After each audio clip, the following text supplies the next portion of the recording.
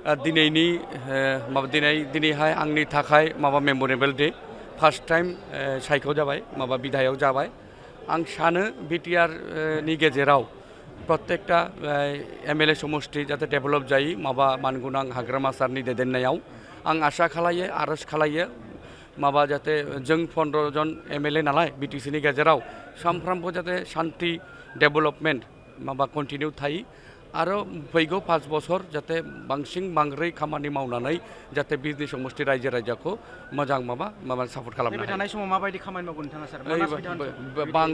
बांसिन लामा दं दाबो जाथ'वाखै, बांसिन दलं दङ जाथ'वाखै, कलेजनि बिल्डिं इनफ्रास्ट्राक्चार बानायनांगौ, एडुकेशन साइड हेल्थ साइड ओमफ्राय एग्रिकालचार साइड गासिबो गोबां लामा दं दाबो जाथ'वाखै। ओंखायनो आं सानो जे फैगौ 5 बोसोर मोनबा बोसोरनि गेजेराव प्रत्येकटा लामा जाते ब्लेक टपिं मावनो हायो आरो हाग्रामा सार हिमन्त आरो हाग्रामा सार एनडिए सरकारनि दैदेननायाव जाते मोनसे गोदान सरकार रायजो राजा आसामनि गेजेराव नायनो हायो आं भगबाननियाव आरज खालायो।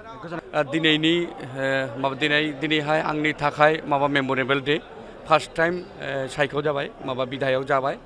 आं सानो बिटिआर नि गेजेराव प्रत्येकटा एमएलए समष्टि जाते डेभेलप जायो मानगोनां हाग्रामा सारनि दैदेननायाव आं आसा खालायो आरज खालायो जाते जों 15 जन एमएलए नालाय बिटिसि नि गेजेराव सानफ्रामबो जाते शान्ति डेभेलपमेन्ट कन्टिनिउ थायो आरो फैगौ 5 बोसोर जाते बांद्राय खामानि मावनानै जाते बिजनि समष्टि रायजो राजाखौ मोजां सापर्ट खालामनो हायो। थानाय समाव माबायदि खामानि मावगोन नोंथाङा सार?